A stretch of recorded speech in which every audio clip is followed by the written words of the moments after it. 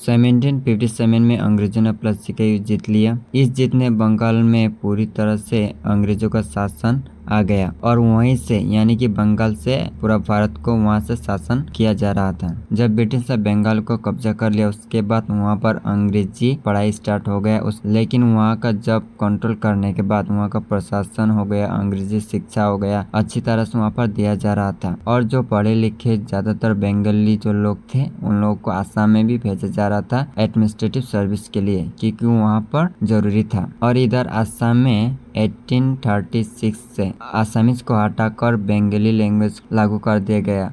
हर जगह स्कूल हो या ऑफिस हो, हर जगह पर बंगाली लैंग्वेज ही चलेगा, क्योंकि ब्रिटिश लोग को इतना पता नहीं था कि यहाँ पर आसामी ज्यादा चलता है, जिसके चलते बंगाली जो क्लर्क थे, शिक्षक थे, वो बहुत लोग बंगाल से आसाम में आ गए और यहाँ पर ऑफिस हो गया, स्कूल हो गया, अपना काम करने लगे। और फिर 1872 में बंगाली भाषा को हटाकर फिर से असमिया भाषा को स्कूल ऑफिस वगैरह में फिर से लागू कर दिया गया, क्योंकि यहाँ पर ब्रिटिश लोगों को अपना गलती समझ में आ गया था कि यहाँ पर बंगाली नहीं आसामीज भाषा होना चाहिए। इसलिए 1872 में फिर से आसामीज भाषा को दोबारा लाया गया। ये सब करने के बाद भी फिर भी जितना भी बंगाली लोग थे फिर भी आसाम में लाए धीरे आते ही रह गए। न केवल बंगाली बल्कि बिहार, राजस्थान, उत्तर प्रदेश के व्यापारी भी आसाम में आकर बस गए। उसी समय नेपाली बसने वाले अपने मवेशियों को लेकर पहाड़ियों की ओर चले गए और मूल निवासियों से दूर एक नया जीवन बसाने लगे। फिर इसके बाद रॉबर्ट ब्रूस ने असम में जंगली चाय के पौधे की खोज की। उनके भाई C.S. ब्रूस ने बाद में ब्रिटिश सरकार ने बागान मालिकों को